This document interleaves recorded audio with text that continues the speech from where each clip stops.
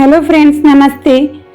ಉತ್ತರ ಕರ್ನಾಟಕದ ಪ್ರಸಿದ್ಧ ಸಾಂಪ್ರದಾಯಿಕ ಉಂಡೆನೇ ಅನ್ಕೊಳ್ಬೋದು. ಹಳ್ಳಿ ಕಡೆ ತುಂಬಾ ಇಷ್ಟಪಡುತ್ತಾರೆ. ಇದು ಮಾಡ್ಕೊಳ್ಳೋದು ತುಂಬಾ ಸುಲಭ. ಕೇವಲ 3 ಸಾಮಗ್ರಿಗಳಿಂದ ಮಾಡ್ಕೊಳ್ಬೋದು. ನೋಡಿ, ಜೋಳದ ಅರಳು ಅಥವಾ ಪಾಪ್ಕಾರ್ನ್. ಇದು ಪಂಚಮಿ ಹಬ್ಬದ ನಂತರ ಈ ಉಂಡೆ ಮಾಡ್ಕೊಳ್ಳೋದು. ಏಕೆಂದರೆ ಪಂಚಮಿ ಹಬ್ಬದಲ್ಲಿ ದೇವರಿಗೋಸ್ಕರ ಈ ಅರಳನ್ನು ರೆಡಿ ಮಾಡ್ಕೊಳ್ತೀವಿ.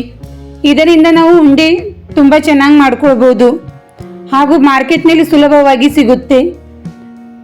ನೋಡಿ, ಇದನ್ನು ಒಂದು ಕಡೆಗೆ ಹಾಕಿ ಸ್ವಲ್ಪ ನಾವು ಇಲ್ಲಿ ಹುರಿದುಕೊಳ್ಬೇಕು. ಸ್ವಲ್ಪನೇ ಬಿಸಿ ಆದರೆ ಸಾಕು, ಜಾಸ್ತಿ ಬಿಸಿ ಆಗೋದು ಬೇಕಾಗುವುದಿಲ್ಲ.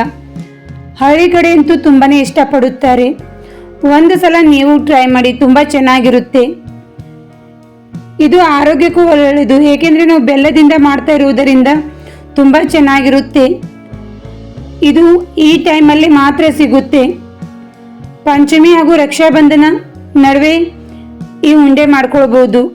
ತುಂಬ ಚೆನ್ನಾಗಿರುತ್ತೆ ಹಾಗೂ ತಿನ್ನಲಂತೂ ತುಂಬ ಟೇಸ್ಟಿಯಾಗಿರುತ್ತೆ. ನೋಡಿ, ಸ್ವಲ್ಪ ಬಿಸಿ ಆದರೆ ಸಾಕು.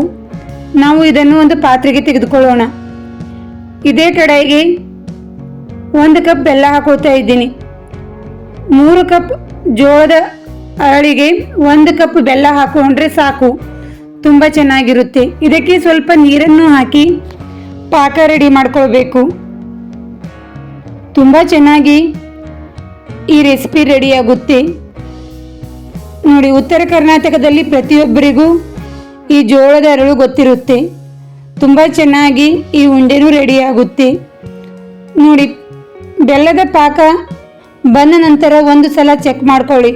ಸ್ವಲ್ಪ ಪ್ಲೇಟಿಗೆ ನೀರನ್ನು ಹಾಕಿ ಸ್ವಲ್ಪ ಬೆಲ್ಲದ ಪಾಕ ಹಾಕಿಕೊಳ್ಳಿ.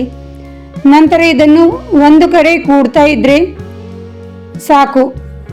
ಇಷ್ಟೊಂದು ರೆಡಿಯಾದರೆ ಬೆಲ್ಲದ ಪಾಕ ರೆಡಿಯಾಗುತ್ತೆ. ಇವಾಗ ಇದಕ್ಕೆ ಪುಡಿ ಮಾಡಿರುವ ಇಲೈಚಿ ಪುಡಿ ಹಾಕೊಳ್ತಾ ಇದ್ದೀನಿ ಸ್ವಲ್ಪ. ನಂತರ ಜೋಳದ ಅರಳು ಹಾಕೊಳ್ತಾ ಇದ್ದೀನಿ. ಇವು ಹಾಕಿದ ನಂತರ ಚೆನ್ನಾಗಿ ಮಿಕ್ಸ್ ಮಾಡ್ಕೊಳ್ಬೇಕು. ಬೆಲ್ಲ ಹಾಗೂ ಜೋಳದ ಪಾಪ್ಕಾರ್ನ್ ತುಂಬ ಚೆನ್ನಾಗಿ ಮಿಕ್ಸ್ ಆಗಬೇಕು. ಮೆಕ್ಕೆಜೋಳದ ಪಾಪ್ಕಾರ್ನ್ ಯಾವ ರೀತಿ ಇರುತ್ತೆ ಅಲ್ವಾ, ಅದೇ ರೀತಿ ಜೋಳದ ಪಾಪ್ಕಾರ್ನು ಇರುತ್ತೆ.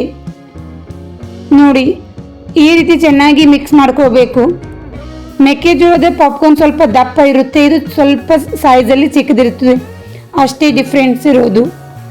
ನೋಡಿ, ಇವಾಗ ಚೆನ್ನಾಗಿ ಮಿಕ್ಸ್ ಆದ ನಂತರ ಒಂದು ಅರ್ಧ ಕಪ್ ಪುಟಾಣಿ ಹಾಕೋತಾ ಇದ್ದೀನಿ. ಪುಟಾಣಿ ಹಾಕಿದ ನಂತರ ಚೆನ್ನಾಗಿ ಮಿಕ್ಸ್ ಮಾಡ್ಕೊಳ್ಳಿ. ಇದು ನಾವು ಬಿಸಿ ಇರುವಾಗಲೇ ಉಂಡೆ ಕಟ್ಕೊಳ್ಬೇಕು, ನಂತರ ಉಂಡೆ ಕಟ್ಟಲು ಬರುವುದಿಲ್ಲ. ಅದಕ್ಕೋಸ್ಕರ ಸ್ವಲ್ಪ ನೀರಿನಲ್ಲಿ ಕೈಯನ್ನು ಎದ್ದು ಉಂಡೆ ಕಟ್ಕೊಳ್ಳಿ, ಏಕೆಂದರೆ ಬಿಸಿ ಇರುವುದರಿಂದ ಕೈ ಸುಡುವುದಿಲ್ಲ. ನೋಡಿ, ಸ್ವಲ್ಪ ನೀರು ಹಚ್ಚಿದರೆ ಸ್ವಲ್ಪನೂ ಕೈಗೆ ಬೆಲ್ಲ ಅಂಟುವುದಿಲ್ಲ. ತುಂಬ ಚೆನ್ನಾಗಿ ಉಂಡೆ ಕಟ್ಕೊಳ್ಬೋದು.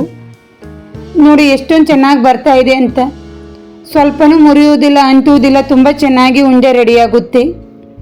ನೀವು ಪ್ರತಿಯೊಂದು ಉಂಡೆ ಮಾಡುವಾಗಲೂ ಕೈಗೆ ನೀರನ್ನು ಹಚ್ಕೊಂಡು ಉಂಡೆ ಮಾಡ್ಕೊಳ್ಳಿ.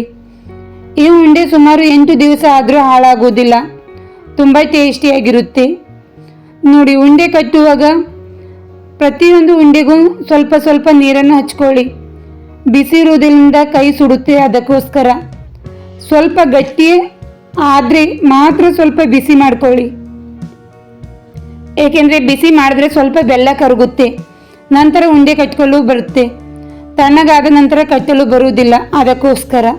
ನೋಡಿ, ಎಷ್ಟೊಂದು ಚೆನ್ನಾಗಿ ಉಂಡೆ ಬಂದಿದೆ ಅಂತ. ನೀವು ಒಂದು ಸಲ ಈ ಉಂಡೆ ರೆಸಿಪಿ ಟ್ರೈ ಮಾಡಿ. ನನ್ನ ವಿಡಿಯೋ ಇಷ್ಟವಾದರೆ ಲೈಕ್ ಮಾಡಿ, ಶೇರ್ ಮಾಡಿ. ಇನ್ನು ನನ್ನ ಚಾನಲ್ಗೆ ಸಬ್ಸ್ಕ್ರೈಬ್ ಆಗಿಲ್ಲ ಅಂದರೆ ಸಬ್ಸ್ಕ್ರೈಬ್ ಆಗಿ.